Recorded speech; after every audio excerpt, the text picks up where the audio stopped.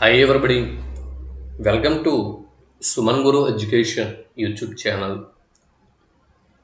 Suman Guru education YouTube ఛానల్కి స్వాగతం. Andhra Pradesh geography మరియు ఇండియన్ జియోగ్రఫీలో భాగంగా ఈ వీడియోలో మనం భారతదేశంలోని నదులు, ఉపనదులు, వాటికి సంబంధించినటువంటి సమాచారాన్ని ఈ వీడియోలో తెలుసుకునే ప్రయత్నం చేద్దాం. ప్రీవియస్ బిట్స్ అంటే ప్రీవియస్ కంటెంట్ కనుక ఎవరైనా మిస్ అయి ఉంటే ఏపీపీఎస్సి డిప్యూటీ ఈఓ ఫోల్డర్ అనేది ప్లేలిస్ట్లో ఉంది. ప్లేలిస్ట్లోకి వెళ్ళి డిప్యూటీ ఈఓ ఫోల్డర్ని ఓపెన్ చేయండి. అందులో ఇవన్నీ కూడా ప్రీవియస్ కంటెంట్ అంతా కూడా మీకు లభిస్తుంది. ఇకపోతే నదులు, ఉపనదులు, వీటిలో మొదటగా మనం సింధు నది గురించి మాట్లాడుకుందాం. సింధు నది, దీన్ని జీవనది అని చెప్పి అంటారు. సింధు నది, గంగా నది, బ్రహ్మపుత్ర నది, ఇటువంటి నదులను జీవనదులు అని చెప్పి అంటారు. అనగా హిమాలయ పర్వతాలలో పుట్టి ఋతుపవనాలతో, వర్షాలతో సంబంధం లేకుండా ఏడాది పొడవునా ప్రవహించే నదులను జీవనదులు అని చెప్పి పేర్కొంటారు. మానస సరోవరం, సింధు నది యొక్క జన్మస్థానం అంటే మానస సరోవరం అని మనం చెప్పాల్సి ఉంటుంది. చైనా భూభాగం అయినటువంటి టిబెట్లోని మానస సరోవరంలో సింధు నది జన్మిస్తుంది. గుర్తుపెట్టుకోండి, మానస సరోవరం టిబెట్లోని మానస సరోవరంలో జన్మించి థార్ ఎడారి గుండా ప్రవహించి పాకిస్తాన్లోని కరాచీకి సమీపంలో అరేబియా సముద్రంలో సింధు నది కలుస్తుంది. థార్ ఎడారి గుండా ప్రవహిస్తున్నటువంటి నది క్రింది వాటిలో ఏది గుర్తించండి అని బిట్టు వస్తే సింధు నది అని జవాబు మీరు గుర్తించాల్సి ఉంటుంది. కరాచీలోని పాకిస్తాన్ దేశంలోని కరాచీ సమీపంలో అరేబియా సముద్రంలో కలుస్తున్న నది సింధు నది. లేదా సింధు నది అరేబియా సముద్రంలో ఏ పట్టణంకు సమీపంలో కలుస్తుంది అని బిట్టు అడిగితే పాకిస్తాన్లోని కరాచీ నగరానికి సమీపంలో అని మనం జవాబు గుర్తించాల్సి ఉంటుంది. సింధు నది యొక్క మొత్తం పొడవు 2880 కిలోమీటర్లు 2880 కాగా భారతదేశంలో 709 కిలోమీటర్ల పొడవును మాత్రమే సింధు నది ప్రవహిస్తున్నది. సింధు నదిని పాకిస్తాన్ దేశపు జాతీయ నది అని చెప్పి పేర్కొంటారు. సింధు నదిని పాకిస్తాన్ దేశపు జాతీయ నది అని చెప్పి పేర్కొంటారు. సింధు నదికి సంబంధించి ప్రాథమిక సమాచారం ఇది, గుర్తుపెట్టుకోండి. ఇంకా ఎక్కువ సమాచారం మనం తెలుసుకున్నా కూడా డిప్యూటీ ఎడ్యుకేషన్ ఆఫీసర్లో మనం అంటే ఈ ప్రిలిమ్స్లో సమస్యల్ని మనం కొని తెచ్చుకుంటాం. ఇది జస్ట్ రివిజన్ మాత్రమే. ఇంతకు ముందే మీరు ప్రిపేర్ అయి ఉంటారు. రివిజన్లో ప్రాథమిక అంశాలని మనం కవర్ చేసుకుంటూ వెళ్ళాలి. ఇప్పుడు నేను అందిస్తున్న అంశాల నుంచి ఒక్క బిట్టు కూడా మిస్ అంటే తప్పు పెట్టకుండా వస్తే చాలు మనం ఎగ్జామినేషన్ సెంటర్లో. ఇప్పుడు నేను అందిస్తున్నటువంటి సమాచారం నుంచి కంపల్సరిగా బిట్ అనేది రావచ్చు. ఏ బిట్ అడుగుతారో ఆ బిట్టు తప్పు పెట్టకుండా వస్తే చాలు.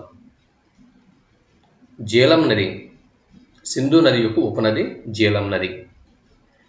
జీలం నదిని ఋగ్వేదం వితస్తా నది అని పేర్కొంది. జీలం నదిని ఋగ్వేదం వితస్తా నది అని పేర్కొంది. జీలం నదినే హైడస్పస్ నది అని కూడా పేర్కొంటారు. క్రింది వాటిలో ఏ నదిని హైడస్పస్ నది అంటారు అని బిట్టు వస్తే జీలం నది అని మన జవాబు గుర్తించాల్సి ఉంటుంది. జీలం నదిని ఋగ్వేదము వితస్తా నది అని పేర్కోగా గ్రీకులు జీలం నదిని హైడస్పస్ నది అని పిలిచారు. హైడస్పస్ నది అనేది గ్రీకు పదం. ఇకపోతే జీలం నది జమ్మూ కాశ్మీర్లో జనిస్తుంది. జమ్మూ కాశ్మీర్లో విస్తరించి ఉన్నటువంటి పిరిపంజల్ పర్వత శ్రేణి ఏదైతే ఉందో జమ్మూ కాశ్మీర్లోని పిరిపంజల్ పర్వత శ్రేణిలోని వెరినాగ్ కనుమలో జీలం నది జన్మిస్తుంది. 724 కిలోమీటర్లు దీని పొడవు. జీలం నది పొడవు అంత ఇంపార్టెంట్ కాదు. జస్ట్ చెప్పాను. కానీ ఇక్కడ జీలం నది గురించి ముఖ్యంగా మనం గుర్తుపెట్టుకోవాల్సిన అంశాలు చూడండి. జీలం నదిని ఋగ్వేదం వితస్త నది అని పేర్కొంది. ఇది ఒకటి గుర్తుపెట్టుకోవాల్సిన అంశము. గ్రీకు భాషలో దీన్ని హైడస్పస్ అని చెప్పి అంటారు. ఇది ఒకటి గుర్తుపెట్టుకోవాలి. పిరిపంజల్ పర్వత శ్రేణిలోని వెరినా కొనమలో జన్మించింది. ఇది ఒకటి గుర్తుపెట్టుకోవాలి. ఇక ఉలార్ సరస్సు గురించి గుర్తుపెట్టుకోవాల్సి ఉంటుంది. శ్రీనగర్ ఏదైతే ఉందో కాశ్మీర్ రాజధాని శ్రీనగర్. ఈ శ్రీనగర్లో ఉలార్ సరస్సు అనేది ఉంది. శ్రీనగర్ ఉలార్ సరస్సు జీలం నది వల్ల ఏర్పడింది. శ్రీనగర్ ఉలార్ సరస్సు అనేది జీలం నది వల్ల ఏర్పడింది. ఓకే, ఇక్కడ బిట్ ఇంకోటి రావచ్చు. శ్రీనగర్ ఏ నదీ తీరంలో ఉంది అని బిట్టు వస్తే జీలం నదీ తీరాన ఉంది అని ఇక్కడ మీరు జవాబు గుర్తించాల్సి ఉంటుంది. మళ్ళీ దీని గురించి స్పెషల్గా మనం చెప్పక్కర్లేదు. శ్రీనగర్ అనేది జీలం నదీ తీరాన ఉన్నది. ఓకే, ఇది ఒక బిట్టు. మరి ఈ ఉలార్ సరస్సు ఏదైతే ఉందో ఇది భారతదేశంలోనే అతిపెద్ద మంచినీటి సరస్సు. భారతదేశంలోనే అతిపెద్ద మంచినీటి సరస్సు ఏది అని బిట్ అడిగితే శ్రీనగర్లోని ఉలార్ సరస్సు అని జవాబు గుర్తించాల్సి ఉంటుంది. ఇక్కడ ఇవి బిట్లు బాగా గుర్తుపెట్టుకోవాల్సినవి. నెక్స్ట్ చీనాబ్ నది గురించి ఇప్పుడు మనం చూద్దాం. చీనాబ్ నదిని ఋగ్వేదం అసికిని అని పేర్కొంది. అసికిని నది అని పేర్కొంది. చీనాబ్ నదిని ఋగ్వేదం అసికిని నది అని చెప్పి పేర్కొంది. ఇకపోతే హిమాచల్ ప్రదేశ్ రాష్ట్రంలోని జస్కర్ శ్రేణిలో హిమాచల్ ప్రదేశ్ రాష్ట్రంలోని జస్కర్ శ్రేణిలో బారాలాప్చ కనుమ ఏదైతే ఉందో ఈ బారాలాప్చ కనుమ అనేది చీనాబ్ నది యొక్క జన్మస్థలం. ఇక్కడ ప్రధానంగా గుర్తుపెట్టుకోవాల్సిన అంశాలు చీనాబ్ నది ఇది సింధు నదికి ఉపనది. జీలం నది తర్వాత చీనాబ్ నది కూడా సింధు నదికి ఉపనది. ఇది ఒక బిట్టు. ఈ చీనాబ్ నదిని ఋగ్వేదం అసికిని అని పేర్కొంది. ఇది రెండవ బిట్టు. హిమాచల్ ప్రదేశ్ రాష్ట్రంలో జస్కర్ శ్రేణి ఉంది అన్న విషయం గుర్తుపెట్టుకోండి. జస్కర్ శ్రేణి ఏ రాష్ట్రంలో వ్యాపించి ఉంది అంటే హిమాచల్ ప్రదేశ్లో. ఇదొక బిట్టు. హిమాచల్ ప్రదేశ్లోని జస్కర్ శ్రేణిలో బారాలాప్చ కనుమ ఏదైతే ఉందో ఈ బారాలాప్చ కనుమలో చీనాబ్ నది జన్మిస్తుంది. ఇక్కడ ఎన్ని బిట్లు ఉన్నాయో ఒకసారి చూడండి. బారాలాప్చ అనేది ఒక కనుమ. ఓకే, ఇది ఒక కనుమ. ఈ బారాలాప్చ కనుమ అంటే ఏంటి? రెండు పర్వతాల నడుమ వ్యాపించి ఉన్నటువంటి ఒక సన్నని ప్రయాణ మార్గం ఏదైతే ఉంటుందో దాన్ని కనుమ అని చెప్పి అంటారు. ఈ బారాలాప్చ కనుమ అనేది హిమాచల్ ప్రదేశ్ రాష్ట్రంలో ఉంది. ఇదొక బిట్టు. ఈ బారాలాప్చ కనుమ అనేది జస్కర్ శ్రేణిలో ఉంది. ఇదొక బిట్టు. జస్కర్ శ్రేణి హిమాచల్ ప్రదేశ్లో ఉంది. బారాలాప్చ కనుమ హిమాచల్ ప్రదేశ్లో ఉంది. ఇవి ఇక్కడ ఇన్ని బిట్లు ఉన్నాయి. ఇక పాకిస్తాన్ దేశంలో సట్లెజ్ నదిలో కలుస్తున్నటువంటి సింధు నది ఉపనది చీనాబ్ నది. గుర్తుపెట్టుకోండి. పాకిస్తాన్లో సట్లెజ్ నదిలో కలుస్తున్నటువంటి ఇక్కడ సింధు నది ఉపనది చీనాబ్. తర్వాత రావి నది గురించి ఇప్పుడు మనం ఒకసారి చూద్దాం. రివిజన్ ఒక్కసారి మనం ఎగ్జామ్కి వెళ్ళే ముందు రివిజన్ చేస్తున్నాం అంతే. రావి నదిని ఋగ్వేదం పరూషిణి నది అని చెప్పి పేర్కొంది. ఋగ్వేదం రావి నదిని ఏమని పేర్కొంది అని బిట్టు వస్తే పరూషిణి నది. లేదా ఋగ్వేదంలోని పరూషిణి నది క్రింది వాటిలో ఏది అని బిట్టు వస్తే రావి నది. దీని ఇర్రావతి నది అని కూడా అంటారు. లాహోర్ నది అని కూడా అంటారు. ఇకపోతే హిమాచల్ ప్రదేశ్లోని కులు పర్వతాలు అనేవి వ్యాపించి ఉన్నాయి. ఓకే, కులు పర్వతాలు హిమాచల్ ప్రదేశ్లో ఉన్నాయి. ఇదొక బిట్టు. హిమాచల్ ప్రదేశ్లోని కులు పర్వతాల్లో రోహతంగ్ కనుమ అనేది ఉంది. ఈ రోహతంగ్ కనుమ నుంచి రావి నది జన్మిస్తుంది. చూడండి ఇక్కడ ఎన్ని బిట్స్ ఉన్నాయో, కొంచెం లేట్ అయినా పర్వాలేదు, కరెక్ట్గా చూసుకుంటూ వెళ్ళండి. ఇక్కడ ఇవి ఎక్కడి నుంచి చూడండి, ఇది మనం కొంచెం బిట్లు తప్పు పెట్టడానికి అవకాశం ఉన్నటువంటి జోన్. హిమాచల్ ప్రదేశ్ ఈ హిమాచల్ ప్రదేశ్లోనే ఇక్కడ జస్కర్ శ్రేణి ఒకటి ఉంది, అలాగే కులు పర్వతాలు కూడా ఉన్నాయి. ఈ జస్కర్ శ్రేణిలో బారాలాప్చ కనుమ ఉంది, కులు పర్వతాల్లో రోహతంగ్ కనుమ అనేది ఉంది. ఇకపోతే చీనాబ్ నది పాకిస్తాన్లో సట్లెజ్ నదిలో కలుస్తున్నది. చీనాబ్ నది పాకిస్తాన్లో సట్లెజ్ నదిలో కలుస్తుంది, ఎంతకుముందు చెప్పుకున్నాం. ఇక రావి నది ఏదైతే ఉందో, సింధు నది యొక్క ఉపనది రావి నది, ఇది రంగాపూర్ అనే ప్రదేశం వద్ద చీనాబ్ నదిలో కలుస్తుంది. ఇది 700, ఈ పొడవు అక్కర్లేదు, ఇవి ప్రధానంగా గుర్తుపెట్టుకోండి. పొడవు గురించి అంతగా బిట్టడగరు. ఇవి ఈ మూడు బాక్సులో ఉన్నట్టు కంటెంట్ ఇది గుర్తుపెట్టుకోవాల్సి ఉంటుంది. ఇది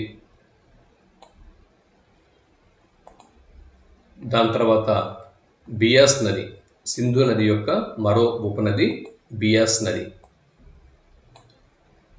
దీన్ని బియాస్ నదిని ఋగ్వేదం విపసా నది అని పేర్కొంది. ఇదొక బిట్టు. ఇది కూడా హిమాచల్ ప్రదేశ్లోనే జన్మిస్తుంది. చూడండి ఇక్కడ సింధు నది యొక్క ఉపనదులు చీనాబ్, రావి, బియాస్, ఈ మూడు కూడా, సింధు నది యొక్క ఈ మూడు ఉపనదులు కూడా హిమాచల్ ప్రదేశ్లోనే జన్మిస్తున్నాయి. చూడండి చూడండి సింధు నది యొక్క ఉపనదులు రావి, బియాస్, సట్లెజ్, జీలం, చీనాబ్, రావి, బియాస్, సట్లెజ్. ఇందులో చీనాబ్ నది, రావి నది, బియాస్ నది, ఈ మూడు నదులు కూడా హిమాచల్ ప్రదేశ్లోనే జన్మిస్తున్నాయి. సింధు నది యొక్క ఈ మూడు ఉపనదులు హిమాచల్ ప్రదేశ్లోనే జన్మిస్తున్నాయి. అందులో రోహతంగ్ కనుమలో 2 ఉపనదులు జన్మిస్తున్నాయి, రావి నది, బియాస్ నది. ఈ రెండు కూడా ఈ కులు పర్వతాల్లోని రోహతంగ్ కనుమ నుంచి ఇవి జన్మిస్తున్నాయి. ఓకే, ఇది బియాస్ నది పంజాబ్ రాష్ట్రంలో సట్లెజ్ నదిలో కలుస్తున్నది. ఇకపోతే ఇక్కడ మరొక ముఖ్యమైన ఇంపార్టెంట్ బిట్ ఉంది. పూర్తిగా భారత భూభాగంలో మాత్రమే ప్రవహించే నది బియాస్ నది. పూర్తిగా భారత భూభాగంలో మాత్రమే ప్రవహించే సింధు నది యొక్క ఉపనది బియాస్ నది. అంటే ఇది భారతదేశం నుంచి పాకిస్తాన్కు వెళ్ళే ముందే ఇది సట్లెజ్ నదిలో కలిసిపోతుంది. ఏది? బియాస్ నది. సట్లెజ్ నదిలో కలిసిన తర్వాత సట్లెజ్ నది పాకిస్తాన్లోకి ఎంటర్ అవుతుంది.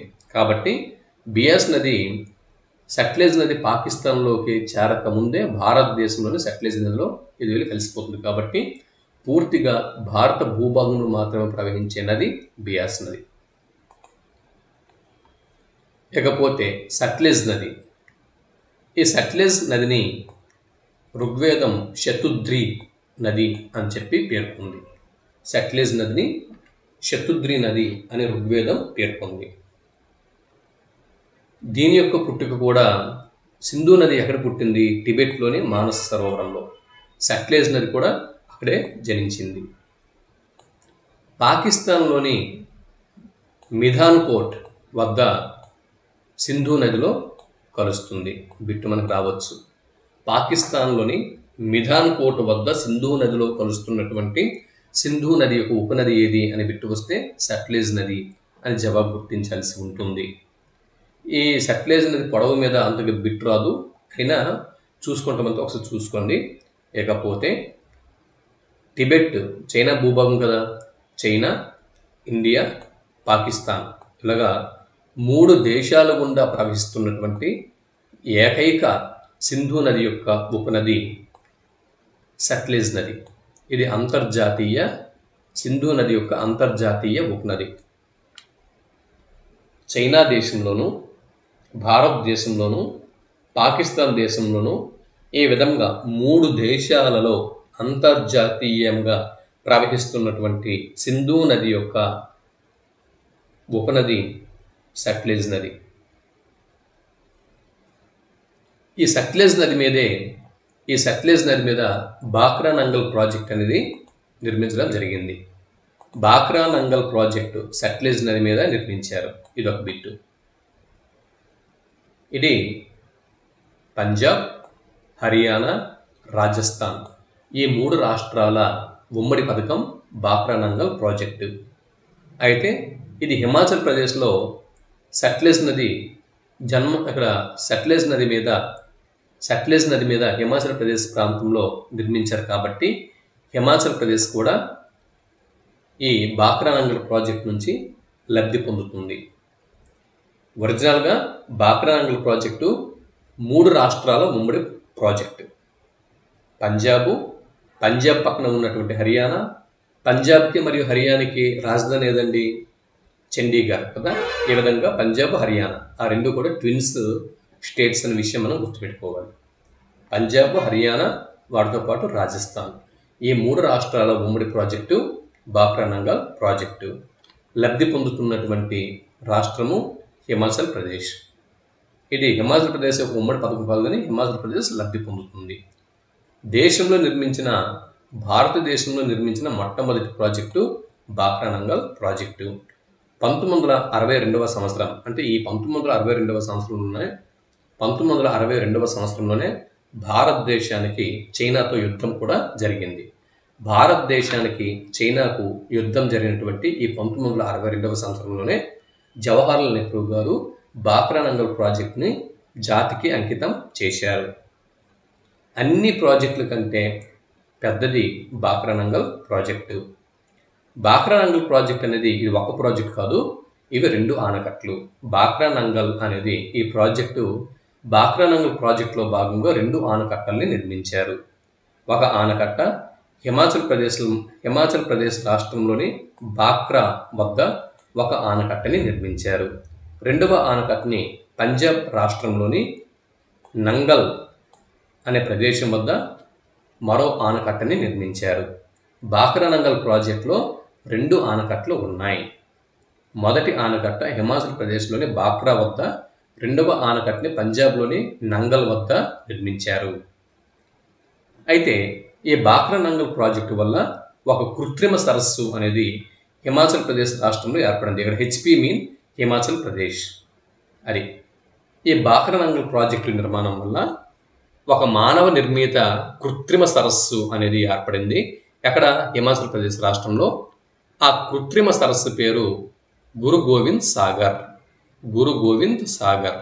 ఓకే, గురు గోవింద్ సాగర్ అనేది ఇది ఒక కృత్రిమమైనటువంటి మానవ నిర్మిత సరస్సు. ఇది బాక్రా నంగల్ ప్రాజెక్టు నిర్మాణం వల్ల ఈ గురు గోవింద్ సాగర్ అనేది ఏర్పడింది. ఇది హిమాచల్ ప్రదేశ్ రాష్ట్రంలో ఉంది. ఓకే, నెక్స్ట్ బ్రహ్మపుత్ర నదిని మనం పరిశీలన చేస్తే బ్రహ్మపుత్ర నది ఇది ఒక బ్రహ్మపుత్ర నది ఒక అంతర్జాతీయ జీవనది. సింధు నది తర్వాత చెప్పుకోవాల్సింది బ్రహ్మపుత్ర నది. ఈ బ్రహ్మపుత్ర నదిని చైనా దేశంలో యార్లుంగ్ జాంగ్పో అని పిలుస్తారు. చైనా దేశంలో బ్రహ్మపుత్ర నదిని యార్లుంగ్ జాంగ్పో అని పిలుస్తారు. టిబెట్లో సాంగ్పో అని పిలుస్తారు. సింపుల్ అండి. టిబెట్లో సాంగ్పో అంటారు, చైనాలో జాంగ్పో అంటారు. ఓకే, సాంగ్పో, టిబెట్లో సాంగ్పో, చైనాలో Zangbo. Okay, next Zangbo, Tsangpo. Next Arunachal Pradesh రాష్ట్రంలో దిహాంగ్ అని చెప్పి అంటారు. బ్రహ్మపుత్ర నదిని అరుణాచల్ ప్రదేశ్ రాష్ట్రంలో దిహాంగ్ అని చెప్పి పేర్కొంటారు. అస్సాంలో సైడాంగ్ అని పిలుస్తారు. అస్సాంలో సైడాంగ్ అని పేరుతో పిలువబడుతుంది.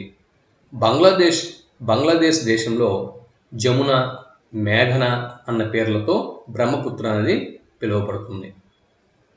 దీని పరివాహక ప్రాంతం 5,80,000 చదరపు కిలోమీటర్లు. ఇకపోతే ఇది కూడా టిబెట్లోని మానస సరోవరం వద్ద జన్మిస్తుంది. చూడండి, టిబెట్లోని మానస సరోవరం వద్ద సింధు నది జన్మిస్తుంది. సింధు నది యొక్క ఉపనది అయినటువంటి సట్లెజ్ నది జన్మిస్తుంది. అలాగే ఇక్కడ బ్రహ్మపుత్ర నది కూడా టిబెట్లోని మానస సరోవరం వద్ద జన్మిస్తుంది. చమయుంగ్ డాంగ్ అనే ప్రదేశంలో జన్మిస్తుంది. ఈ బ్రహ్మపుత్ర నది బంగ్లాదేశ్ అనేటటువంటి దేశంలో బంగాళాఖాతంలో కలుస్తుంది. చైనా ప్రకారం దీని పొడవు 3,848 కిలోమీటర్లు. 3,800 ఓకే, చైనా ప్రకారం. జనరల్గా అయితే దీని పొడవు 2,900 కిలోమీటర్లు. అలాగే సుందర్బన్ డెల్టా బ్రహ్మపుత్ర నది అనగానే సుందర్బన్ డెల్టా మనకు గుర్తు రావాలి. ఇది వెస్ట్ బెంగాల్లో ఉంది. సుందర్బన్ డెల్టా ప్రపంచంలోనే అతిపెద్ద నదీ ఆధారిత డెల్టా. ప్రపంచంలోనే అతిపెద్ద నదీ ఆధారిత డెల్టా సుందర్బన్ డెల్టా. ఇది గంగా నది, బ్రహ్మపుత్ర నది ఈ రెండు నదుల వల్ల ఏర్పడినటువంటి డెల్టా సుందర్బన్ డెల్టా. ఇకపోతే మజులీ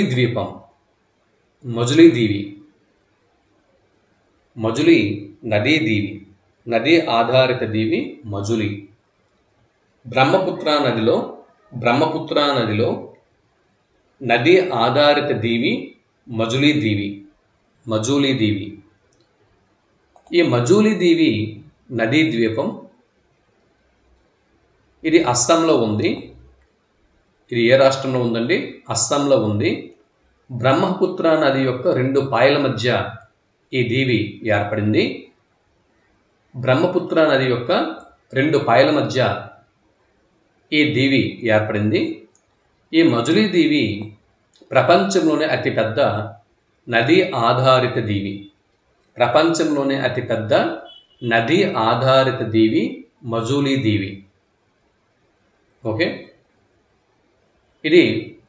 ఈ బ్రహ్మపుత్ర నది భారతదేశంలో 2 రాష్ట్రాల గుండా ప్రవహిస్తున్నది. అది అరుణాచల్ ప్రదేశ్ మరియు అస్సాం. ఇకపోతే తీస్తా నది.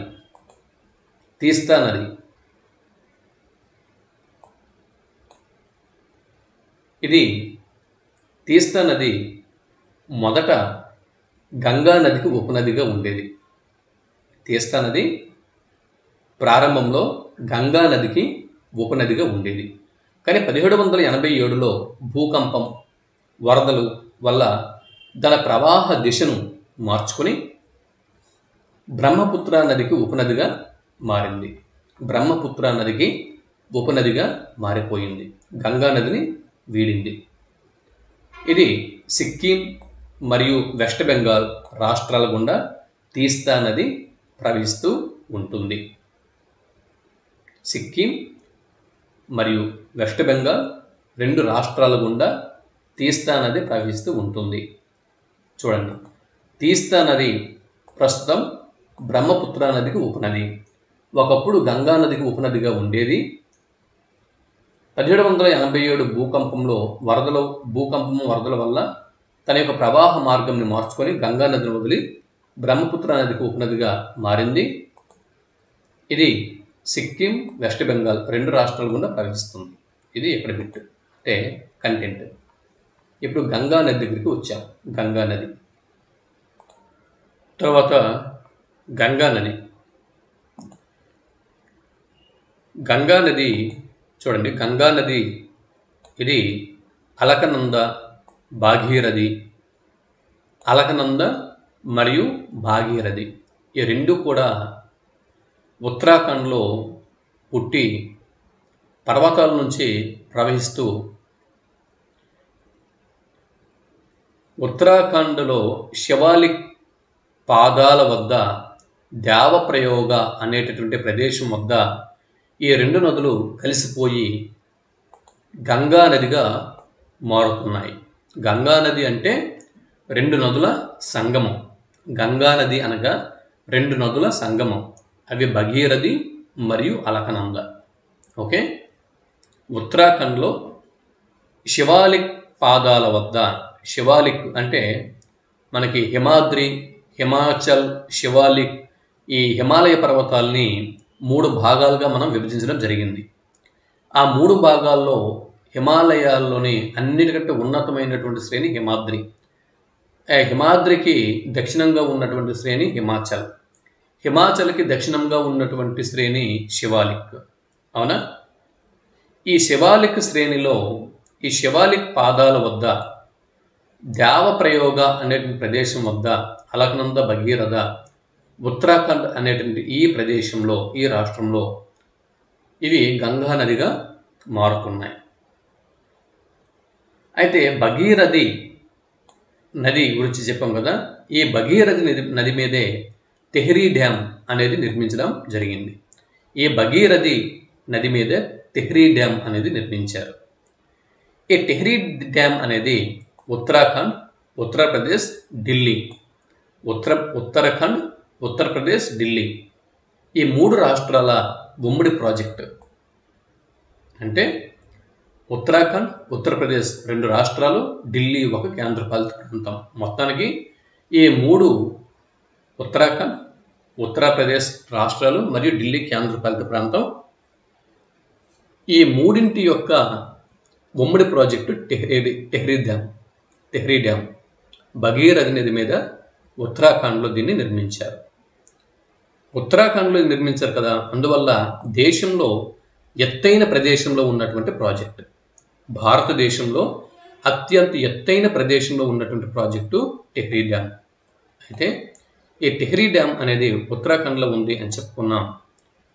మరి ఆ ప్రదేశంలో తెహ్రీ డ్యామ్ కట్టినప్పుడు రేపొద్దున్న లోతట్టు ప్రాంతాలలో ఏమైనా డ్యామ్కి ప్రాబ్లం వస్తే ముంపుకి గురవుతాయి అన్నటువంటి ఉద్దేశంతోనూ, అలాగే ఈ డ్యామ్ నిర్మాణం వల్ల అనేకమైనటువంటి ఆటవిక సంపద, వృక్ష సంపద నాశనం అయిపోయి బయోడైవర్సిటీ లేదా జీవ వైవిధ్యం నాశనం అయిపోతుంది అని చెప్పి అక్కడ ఉన్నటువంటి చాలామంది ఆదిమవాసులు చిప్కో ఉద్యమంని చేపట్టడం జరుగుతుంది. చిప్కో ఉద్యమం అంటే చెట్టుకి అతుక్కుపోయేటటువంటి ఉద్యమం. చెట్లను రక్షించండి అని చెప్తూ చిప్కో ఉద్యమంని లేవనెత్తారు. ఈ చిప్కో ఉద్యమానికి నేత సుందర్లాల్ బహుగుణ. చిప్కో ఉద్యమ నేత సుందర్లాల్ బహుగుణ. ఇది. నెక్స్ట్, బంగ్లాదేశ్లో గంగా నది బంగాళాఖాతంలో కలుస్తున్నది. 2008వ సంవత్సరంలో గంగా నదిని భారతదేశపు జాతీయ నదిగా ప్రకటించారు. గంగా నదిలో నివసించేటటువంటి డాల్ఫిన్ ఏదైతే ఉందో ఈ డాల్ఫిన్ జలచరంని భారతదేశపు జాతీయ జలచరంగా 2009వ సంవత్సరంలో గుర్తించారు. ఇకపోతే ఈ గోదావరి నది గంగా నది ఏదైతే ఉందో ఈ గంగా నది 5 రాష్ట్రాల గుండా భారతదేశంలో ప్రవహిస్తుంది. గంగా నది భారతదేశంలో 5 రాష్ట్రాల గుండా ప్రవహిస్తున్నది. ఉత్తరాఖండ్, ఉత్తరప్రదేశ్, బీహార్, జార్ఖండ్, వెస్ట్ బెంగాల్. ఓకే, ఉత్తరప్రదేశ్లో ఒక భాగంగా ఉండేది ఉత్తరాఖండ్. ఉత్తరప్రదేశ్ నుంచి ఉత్తరాఖండ్ ఒక స్వతంత్ర రాష్ట్రంగా ఏర్పాటు అయ్యింది. కాబట్టి ఉత్తరాఖండ్, ఉత్తరప్రదేశ్ ఈజీగా గుర్తుపెట్టుకుంటారు. అలాగే ఉత్తరాఖండ్లోనే ఇక్కడ ఈ భగీరథి నది మీద టెహ్రీ డ్యామ్ ఉంది. ఉత్తరాఖండ్లోనే గంగా నది, రెండు నదులు అలకనంద భగీరథి కలిసి గంగా నదిగా ఏర్పడుతుంది. ఇవన్నీ చెప్పుకున్నాం కాబట్టి ఉత్తరాఖండ్, ఉత్తరప్రదేశ్. తర్వాత బీహార్ నుంచి విడివడినటువంటి రాష్ట్రం జార్ఖండ్ మరియు వెస్ట్ బెంగాల్. ఈ 5 రాష్ట్రాల గుండా గంగా నది ప్రవహిస్తుంది. గంగా నది మొత్తం పొడవు 2525 2525 కిలోమీటర్స్. గంగా నది మొత్తం పొడవు 2525. అయితే భారతదేశంలో 2100 కిలోమీటర్స్ ప్రవహిస్తుంది. 2100 కిలోమీటర్లు మాత్రమే భారతదేశంలో ప్రవహిస్తుంది. అంటే 2100 కిలోమీటర్లు అంటే 2525 కిలోమీటర్లకి 2100 కిలోమీటర్లు అంటే ఎక్కువ శాతము గంగా నది భారతదేశంలోనే ప్రవహిస్తుంది. కాబట్టి భారతదేశపు జాతీయ నది అయ్యింది గంగా నది. అంటే కేవలము ఇంక 425 కిలోమీటర్లు మాత్రమే ఇతర దేశాల్లో ప్రవహిస్తుంది. 425 కిలోమీటర్లు. మిగిలినటువంటి 2100 కిలోమీటర్లు భారతదేశపు భూభాగంలోనే ప్రవహిస్తుంది. కాబట్టి ఇది భారతదేశపు జాతీయ నది అయ్యింది గంగా నది. ఇకపోతే పశ్చిమ బెంగాల్, వెస్ట్ బెంగాల్ ఏదైతే ఉందో ఈ వెస్ట్ బెంగాల్లో గంగా నది మీద ఫరక్కా బ్యారేజ్ని నిర్మించారు. ఇదొక బిట్టు. గంగా నది మీద వెస్ట్ బెంగాల్లో ఫరక్కా బ్యారేజ్ని నిర్మించారు. ఈ ఫరక్కా బ్యారేజ్ ద్వారా గంగా నది నీటిని హూగ్లీ నదికి మళ్లిస్తున్నారు. ఇవి ఇక్కడ మనం గుర్తుపెట్టుకోవాల్సినటువంటి కంటెంట్. ఇప్పుడు మనం యమునా నది దగ్గరికి వచ్చాం. యమునా నది గంగా నది ఉపనదుల్లో అతి పెద్ద నది యమునా నది. గంగా నది ఉపనదుల్లో అతి పెద్ద నది యమునా నది. ఇది భారతదేశంలో అతి పొడవైనటువంటి ఉపనది. అన్ని ఉపనదుల్లోకి భారతదేశంలో అతి పొడవైనటువంటి ఉపనది యమునా నది. ఇది ఉత్తరాఖండ్లో గంగా నది జన్మస్థానం ఉత్తరాఖండే. అలాగే యమునా నది యొక్క జన్మస్థానం కూడా ఉత్తరాఖండే. ఉత్తరాఖండ్లోని యమునోత్రి అనేటటువంటి ఒక యమునీ నది నుంచి యమునా నది జన్మిస్తుంది. ఈ మధుర, ఆగ్రా, ఢిల్లీ ఈ 3 నగరాలు యమునా నదీ తీరంలో ఉన్నాయి. ఇదొక బిట్టు. చూడండి, యమునా నది, దీని గురించి మనం స్టడీ చేస్తున్నాం. దీని మీద బిట్స్ ఒక్కొక్కటి చూద్దాం. మొదటగా ఇది ఉత్తరాఖండ్లో జన్మిస్తుంది. ఉత్తరాఖండ్లో యమునోత్రి అనే యమునీ నది నుంచి జన్మిస్తుంది. 2 బిట్లు. యమునా నదీ తీరాన ఉన్న నగరాలు మధుర, ఆగ్రా, ఢిల్లీ. ఇదొక బిట్టు. 3 బిట్లు. గంగా నది యొక్క ఉపనదుల్లో అతి ముఖ్యమైనది, అతి పెద్దది. 4 బిట్లు. భారతదేశంలో అన్ని ఉపనదుల్లోకి అతి పొడవైన ఉపనది. 5 బిట్లు. యమునా నది సరస్వతి నదితో కలిసి ప్రవహిస్తుంది. ఇదొక బిట్టు. అలా ప్రవహించి యమున, సరస్వతి ఈ 2 కలిసి అలహాబాద్ వద్ద, ఎక్కడండి, అలహాబాద్ అన్న ప్రదేశంలో ఈ యమునా నది గంగా నదితో కలుస్తుంది. చూడండి, యమునా నది గంగా నదితో కలిసే ప్రదేశం అలహాబాద్. అలహాబాద్లోని ఎక్కడ కలుస్తుంది? ప్రయాగ అన్న ప్రదేశంలో. ఉత్తరప్రదేశ్ రాష్ట్రంలోని అలహాబాద్లో ప్రయోగ అన్న ప్రదేశంలో యమునా నది గంగా నదితో కలుస్తుంది. అయితే యమునా నది గంగా నదిలో కలిసే ముందు యమునా నదితో సరస్వతి నది కలుస్తుంది. ఓకే, గంగా, యమున, సరస్వతి ఈ 3 నదుల కలయిక ప్రయాగ, అదే అలహాబాద్. ఇకపోతే ఉత్తరాఖండ్, ఉత్తరప్రదేశ్, హర్యానా, ఢిల్లీ ఈ 4 రాష్ట్రాల గుండా యమునా నది ప్రవహిస్తున్నది. ఉత్తరాఖండ్, ఉత్తరప్రదేశ్, హర్యానా, ఢిల్లీ. ఓకే, తర్వాత యమునా నది గురించి బిట్స్ చూసాం కదా. ఇప్పుడు రామ్ గంగా నది, ఎక్కడ మనం గుర్తుపెట్టుకోవాల్సిన అంశాలు, ఢిల్లీ నగరానికి త్రాగునీటి వసతిని కల్పిస్తున్న నది క్రింది వాటిలో ఏది? చూడండి, ఢిల్లీ నగరానికి తాగునీటి వసతిని కల్పిస్తున్న నది క్రింది వాటిలో ఏది? జవాబు రామ్ గంగా నది. ఇది కూడా గంగా నదికి ఉపనది. రామ్ గంగా నది, రామ్ గంగా నది, ఇది కూడా గంగా నదికి ఉపనది.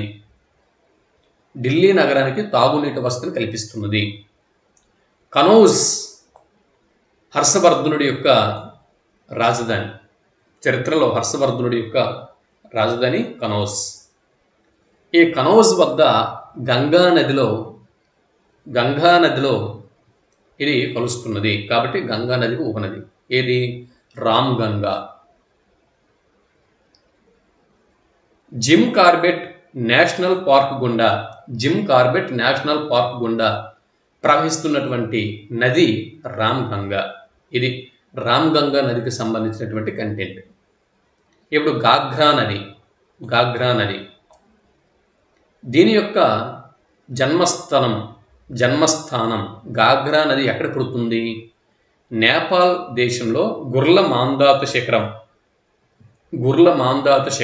నేపాల్ దేశంలోని గుర్ల మాందాత శిఖరం అనేది గాగ్రా నది యొక్క జన్మస్థానం. ఇది గంగా నది యొక్క ఉపనది కదా. గాగ్రా నది గంగా నదికి ఉపనది కదా.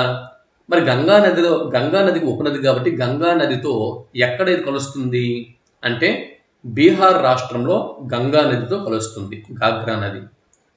గాగ్రా నదికి ఉపనది సరయూ నది. అవునా? సరయూ నదీ తీరంలో ఉంది అయోధ్య. సరయూ నదీ తీరంలో ఉన్నటువంటి నగరము అయోధ్య. ఓకే. సరయూ నది గాగ్రా నదికి ఉపనది. గాగ్రా నది గంగా నదికి ఉపనది. గంగా నది ఉపనది గాగ్రా నది. గాగ్రా నది ఉపనది సరయూ నది. సరయూ నదీ తీరంలో ఉంది అయోధ్య నగరం. ఇకపోతే గండక్ నది, ఇది కూడా గంగా నది యొక్క మరొక ఉపనది. గండక్ నది, ఇది కూడా గంగా నదికి ఉపనది. మరి గంగా నదికి ఉపనది అని చెప్పన్నాం కదా. ఈ గండక్ నది అనేది గంగా నదితో ఎక్కడ కలుస్తుంది? బీహార్లో హజ్పూర్ అన్న ప్రదేశం వద్ద, బీహార్ రాష్ట్రంలో హజ్పూర్ వద్ద గంగా నదితో కలుస్తున్నది. ఇకపోతే నేపాల్ దేశంలో ఎవరెస్టు,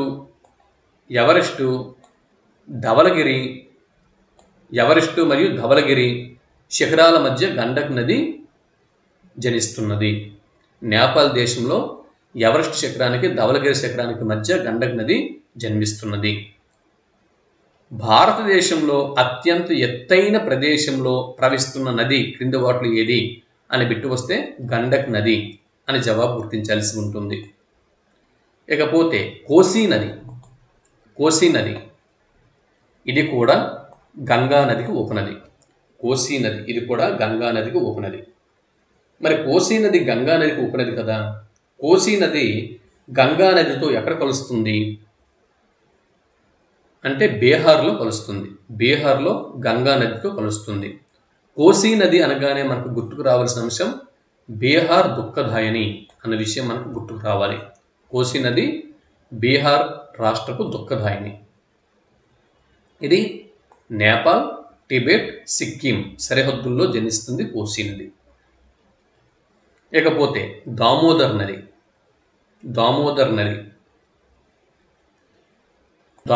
నది అనగానే మనకు గుర్తు రావాల్సిన అంశాలు, దామోదర్ నది కూడా గంగా నది యొక్క ఉపనది.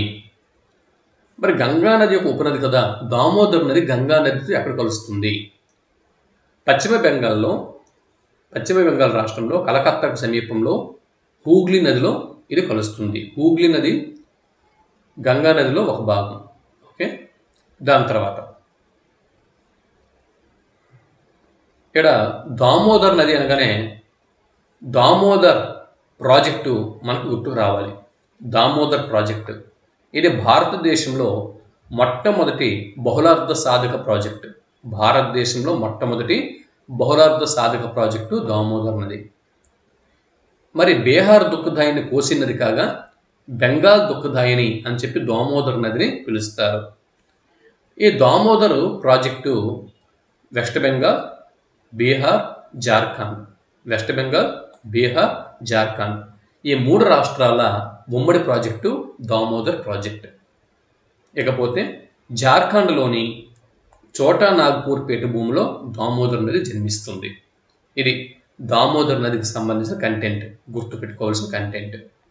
ఇకపోతే మహానది. మహానది గురించి ముఖ్యమైన కంటెంట్ చూద్దాం.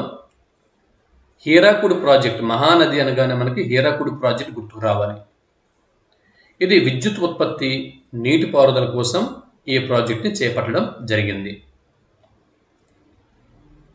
ఇది మహానది ఛత్తీస్గఢ్ రాష్ట్రంలో బస్తర్ జిల్లాలో దండకారణ్యంలో చిహోవా వద్ద జన్మిస్తున్నది. ఇది ఒక బిట్టు. ఇది ఎక్కడ బంగాళాఖాతంలో కలుస్తుంది? మహానది బంగాళాఖాతం కలుస్తుంది. ఎక్కడ? ఒడిశా రాష్ట్రంలో కటక్ సమీపంలో నారజ్ అనే ప్రాంతంలో. ఓకే.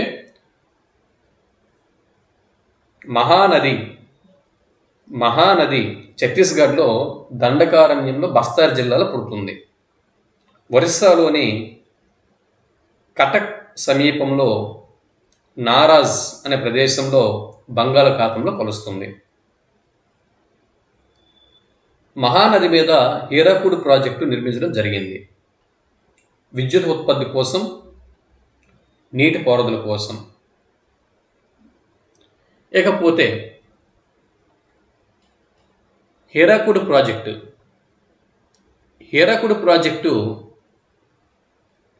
చూడండి. ఇది ఇక్కడ చిన్న చూడండి. మహానది యొక్క పొడవు 858 కిలోమీటర్ల పొడవు మహానది నది యొక్క పొడవు. ఎక్కడికి అయిపోయింది కదా. ఇప్పుడు సంబల్పూర్, ఇంతకుముందు హీరాకుడ్ ప్రాజెక్టు అని చెప్పి అంటున్నాం. ఈ హీరాకుడ్ ప్రాజెక్ట్ ఎక్కడుంది? ఒరిస్సాలో సంబల్పూర్ వద్ద ఉంది హీరాకుడ్ ప్రాజెక్ట్. ఇది బహుళార్థ సాధక ప్రాజెక్టు. ఇది ప్రపంచంలోనే అతి పొడవైనటువంటి ఆనకట్ట. ప్రపంచంలోనే అతి పొడవైన ఆనకట్ట హీరాకుడ్ నది మీద నిర్మించారు. దీని పొడవు 4801 మీటర్లు. ఇకపోతే ఈ మహానది డెల్టాలోనే ఇప్పుడు మహానది కటక్లో బంగాళాఖాతం కలుస్తుంది అని చెప్పాం కదా. జాగ్రత్తగా చూడండి. కటక్లో మహానది బంగాళాఖాతంలో కలుస్తుంది.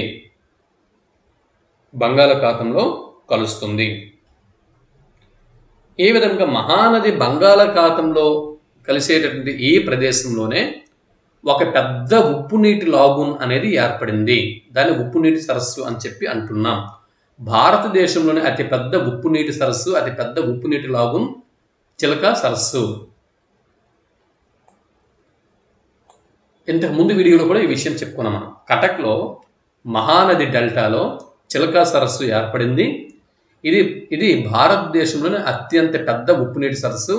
దీని తర్వాత రెండవ అతిపెద్ద ఉప్పు నీటి సరస్సు పులికాట్ సరస్సు అనే విషయం ఇంతకు ముందు మనం చెప్పుకున్నాం ఇంతకు ముందు వీడియోలో. ఇవి ఇక్కడ మహానదికి సంబంధించిన కంటెంట్. ఇప్పుడు మనం గోదావరి నది దగ్గరికి వచ్చాం. గోదావరి నది.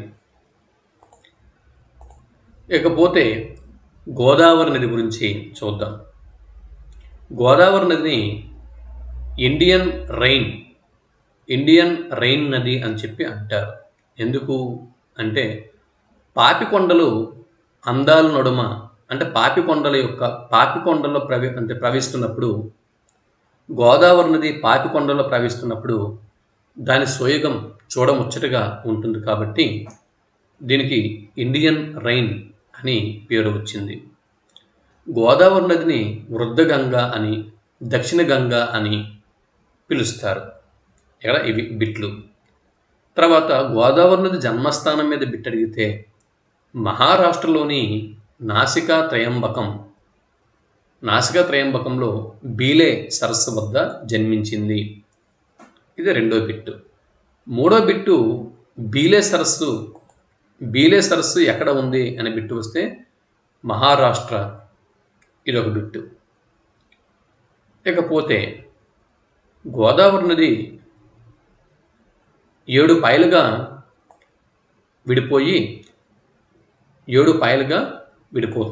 విడిపోయి సప్త గోదావరిగా పిలువబడి చివరకు బంగాళాఖాతంలో వెళ్ళి కలుస్తుంది. మరి గోదావరి నది 7 పాయలుగా విడిపోతుంది అని చెప్పుకున్నాం కదా. సో ఈ వివరాలన్నీ కూడా ఒక్కొక్కటిగా తెలుసుకుందాం. ఒకసారి ఆగండి. ముందుగా ఇటువైపు చూద్దాం. గోదావరి నది ఒక్కొక్క కోణంని పరిశీలన చేస్తే అన్నీ కూడా కవర్ అవుతాయి, మళ్ళీ కన్ఫ్యూజ్ ఉండదు. కన్ఫ్యూజ్ లేకుండా ఒక్కొక్కటి కవర్ చేసుకుంటూ వెళ్దాం. గోదావరి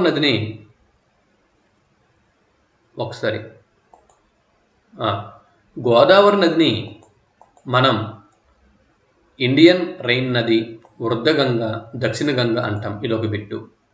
గోదావరి నదికి ఎడమవైపున ఉన్నటువంటి ఉపనదులు, గోదావరి నది యొక్క ఎడమవైపు ఉపనదులు ప్రాణహిత, ఇంద్రావతి, శబరి, సీలేరు, వార్ధ, వైన్గంగ, పెన్గంగ,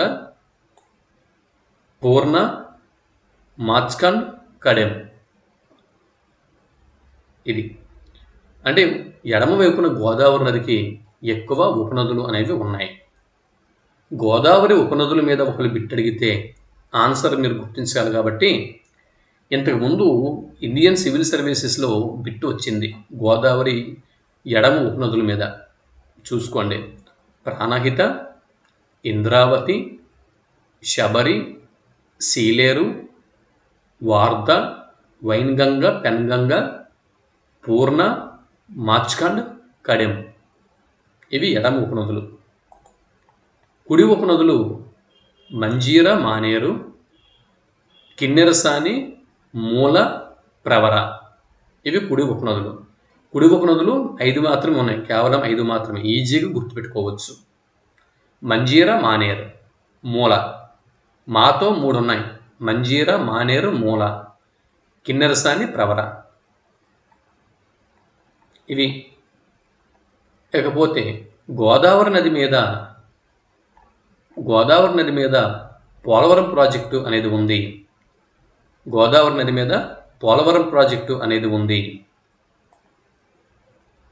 దీన్నే పోలవరం ప్రాజెక్ట్నే ఇందిరా సాగర్ ప్రాజెక్టు అని కూడా అంటారు.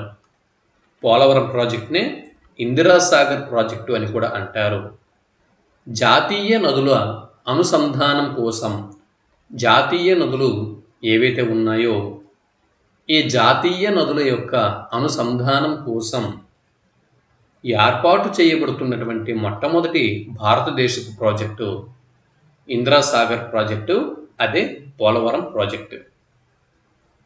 ఇకపోతే మహారాష్ట్రలోని నాసికా త్రయంబకంలో బీలే సరస్సు వద్ద గోదావరి నది జనిస్తుంది అని చెప్పుకున్నాం కదా. ఇకపోతే గోదావరి నది చూడండి ఏ రాష్ట్రాల గుండా ప్రవహిస్తుంది? మహారాష్ట్ర గుండా ప్రవహిస్తుంది, తెలంగాణ గుండా ప్రవహిస్తుంది, ఆంధ్రప్రదేశ్ గుండా ప్రవహిస్తుంది, మధ్యప్రదేశ్ గుండా ప్రవహిస్తుంది, ఛత్తీస్గఢ్ గుండా ప్రవహిస్తుంది, ఒడిశా రాష్ట్రం గుండా ప్రవహిస్తుంది, కర్ణాటక రాష్ట్రం గుండా ప్రవహిస్తుంది.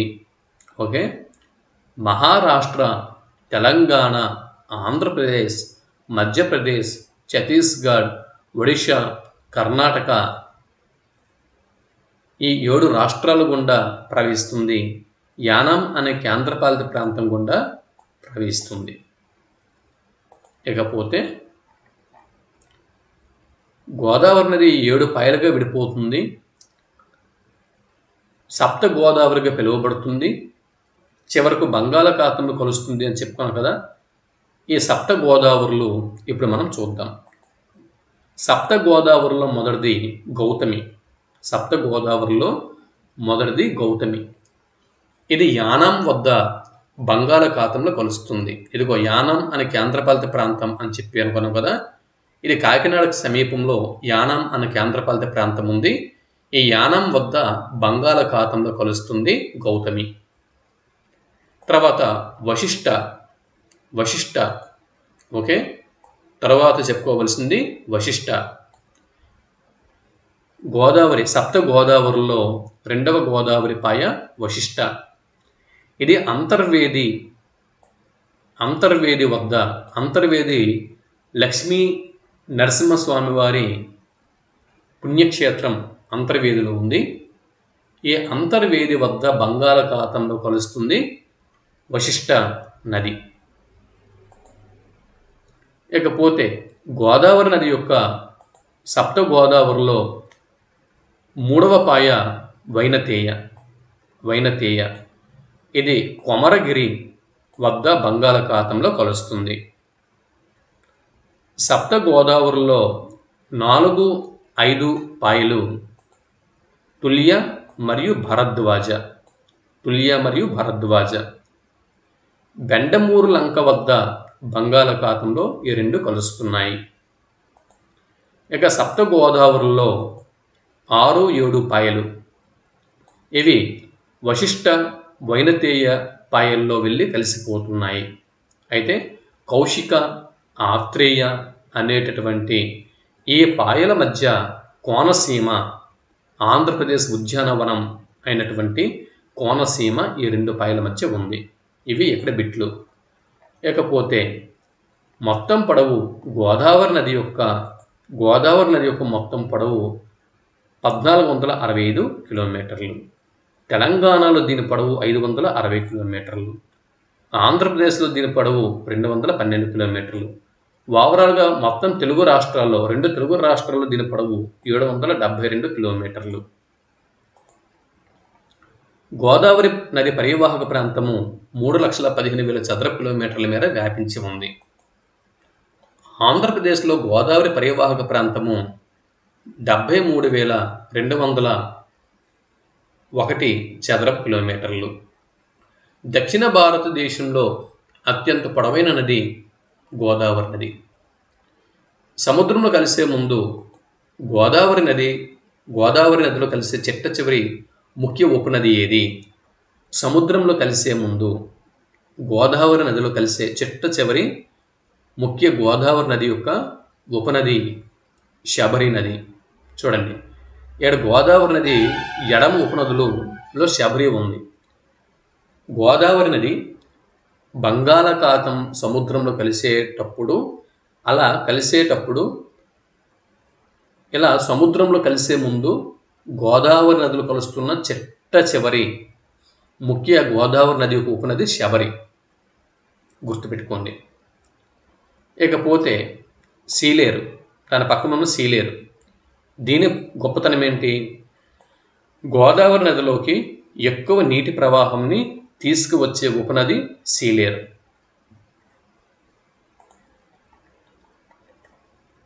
ఇవి ఇప్పుడు గోదావరి నది యొక్క మిగిలిన ఉపనదుల గురించి, ముఖ్యమైన ఉపనదుల గురించి తెలుసుకుందాం.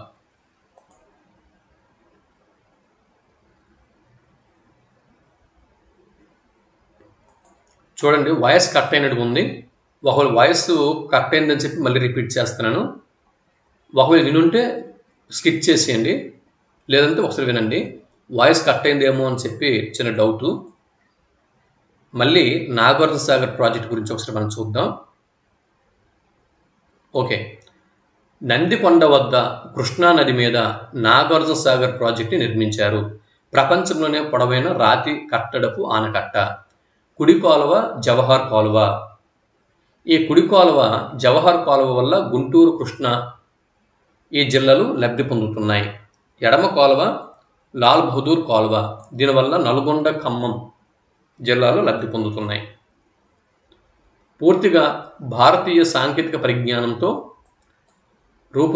రూపుదిద్దుకున్నటువంటి కాలువ ప్రాజెక్టు నాగార్జున సాగర్ ప్రాజెక్టు. తుంగభద్ర నది కర్ణాటక, తెలంగాణ, ఆంధ్రప్రదేశ్ 3 రాష్ట్రాల్లో ప్రవహిస్తున్నది. కర్ణాటకలోని పశ్చిమ కనుమల్లో వరాహ పర్వతాల్లో గంగమాల అన్న ప్రదేశంలో తుంగభద్ర జనిస్తుంది. కర్నూలు జిల్లాలో సంగమేశ్వరం వద్ద కృష్ణానదితో కలుస్తుంది. ఇది ఆంధ్రప్రదేశ్ రాష్ట్రంలో ఒక్క కర్నూలు జిల్లాలో మాత్రమే తుంగభద్ర ప్రవహిస్తున్నది. ఇది కృష్ణానదికి ఉపనది. ఇకపోతే పెన్నా నది. పెన్నా నదిని పినాకిని అని చెప్పి అంటారు. Life line of the Rayalaseema అని పెన్నా నది పేర్కొంటారు. రాయలసీమ యొక్క జీవనాడి అని చెప్పి పెన్నా నదిని పేర్కొంటారు. ఇది కర్ణాటక రాష్ట్రంలో నందిదుర్గం కొండల్లో చెన్నకేశ్వర కొండ వద్ద పెన్నా నది జన్మిస్తుంది. ఊటుకూరు వద్ద బంగాళాఖాతంలో కలుస్తుంది. శ్రీ సత్యసాయి జిల్లాలో హిందూపురంలో చౌటుప్పల్ వద్ద ఆంధ్రప్రదేశ్లోకి ప్రవేశిస్తున్నది.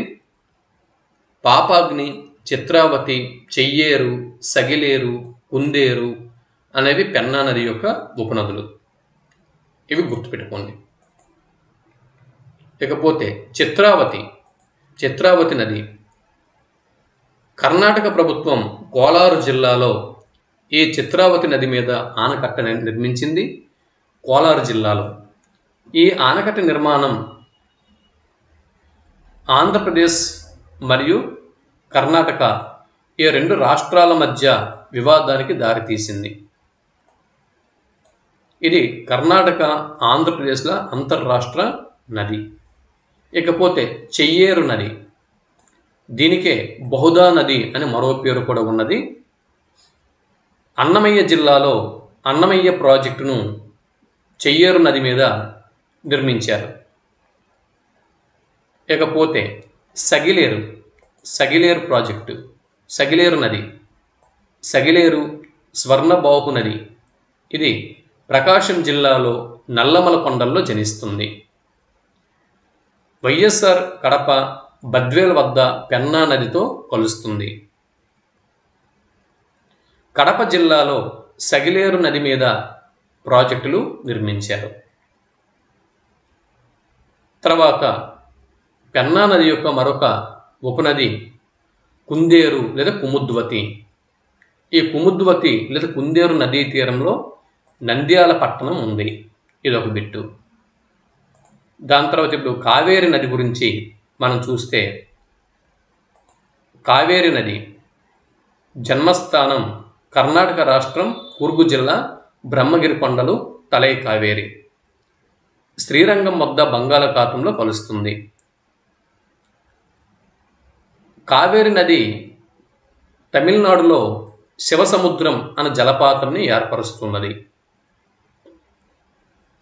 భారతదేశపు మొట్టమొదటి జల విద్యుత్ ప్రాజెక్టు శివసముద్రం. నైరుతి ఈశాన్య ఋతుపవనముల వల్ల వర్షపాతాన్ని అందుకుంటున్న ఏకైక నది కావేరి నది. ఇది ఇక్కడ కావేరి నది యొక్క కంటెంట్. ఇకపోతే వంశధార నది. ఒడిషా రాష్ట్రంలోని తూర్పు కనుమల్లో జైపూర్ కొండల్లో ఒరిస్సా నది జన్మిస్తుంది. శ్రీకాకుళం జిల్లాలోని కళింగపట్నం వద్ద బంగాళాఖాతంలో కలుస్తుంది. తర్వాత నాగావళి నది గురించి తెలుసుకుందాం. ఒడిశా రాష్ట్రం తూర్పు కనుమలు రాయగడ కొండల్లో పుడుతుంది. శ్రీకాకుళం మరియు విజయనగరం జిల్లాల గుండా ప్రవహిస్తుంది. నాగావళికి మరొక పేరు లాంగులియా నది. ఇంతకుముందు చాలాసార్లు ఈ బిట్టు వివిధ ఎగ్జామ్లలో వచ్చింది. వట్టిగడ్డ ప్రాజెక్టు లాంగులియా నది మీద లేదా నాగావళి నది మీద ఉన్నది. స్వర్ణముఖి నది. స్వర్ణముఖి నది దీనిని దూర్జటి కవి తన రచనల్లో మొగలేరు అని పేర్కొన్నారు.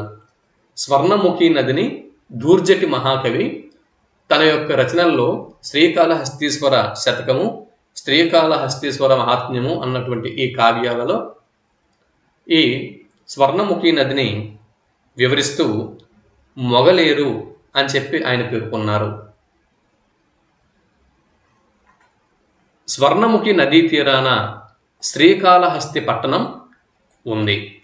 శ్రీకాళహస్తి పట్టణం స్వర్ణముఖి నదీ తీరాన ఉన్నది. ఇక బ్రాహ్మణి నది. బ్రాహ్మణి నది ఒరిస్సాలోని రూర్కెలా ఇనుము ఉక్కు కర్మాగారానికి నీటి వసతిని అందిస్తుంది. బ్రాహ్మణి నది ఏదైతే ఉందో ఇది ఒరిస్సాలోని రూర్కెలా ఇనుము ఉక్కు కర్మాగారానికి నీటి వసతుల్ని అందిస్తుంది. తర్వాత గోస్తని నది, ఇది అనంతగిరి కొండల్లో బొర్రా గుహల్లో అల్లూరి సీతారామరాజు జిల్లాలో ఇది జన్మిస్తున్నది. దీని మీద తాటిపూడి రిజర్వాయర్ అనేది ఉంది. విజయనగరం జిల్లా గంట్యాడ మండలంలో తాటిపూడి రిజర్వాయర్ ఉంది. ఇది ఇక్కడ కంటెంట్. తర్వాత నర్మదా నది. నర్మదా నది మీద సర్దార్ సరోవర్ ప్రాజెక్ట్ని నిర్మించడం జరిగింది. సర్దార్ సరోవర్ ప్రాజెక్టు గుజరాత్ రాష్ట్రంలో ఉంది. ఇది రాజస్థాన్, మధ్యప్రదేశ్, మహారాష్ట్ర, గుజరాత్ ఈ 4 రాష్ట్రాల ఉమ్మడి ప్రాజెక్టు సర్దార్ సరోవర్ ప్రాజెక్టు. నర్మదా నది మధ్యప్రదేశ్ రాష్ట్రంలో అమర్కంటక్ కొండల్లో జన్మిస్తున్నది. చివరికి గుజరాత్లో అరేబియా సముద్రంలో కలుస్తుంది. రిఫ్ట్ వ్యాలీ గుండా లేదా పగుల్ లోయ గుండా ప్రవహించే నది నర్మదా నది. దీని మీద Sardar Sarovar project, Omkareshwar project, Narmada project ఈ నర్మదా నది మీద నిర్మించడం జరిగింది. తపతీ నది జననం మధ్యప్రదేశ్ రాష్ట్రం ముల్తాయిలో జన్మిస్తుంది. అరేబియా సముద్రంలో కలుస్తుంది. ట్విన్ ఆఫ్ నర్మదా, అలాగే నర్మదా చెలికత్తి అని తపతీ నది పిలువబడుతుంది. సాత్పురా అజంతా పర్వత శ్రేణుల మధ్య ప్రవహిస్తుంది. సబర్మతి నది, ఇది అరేబియా సముద్రంలో వెళ్ళి కలుస్తుంది. లూని నది ఆరావళి పర్వతాలు, రాజస్థాన్లోని ఆరావళి పర్వతాల్లో జన్మిస్తుంది. గుజరాత్లోని రాన్ ఆఫ్ కచ్ అన్న చిత్తడి నేలల్లో ఇంకిపోతుంది. ఇది ఒక అంతర్భూభాగ నదీ వ్యవస్థ లూని నది.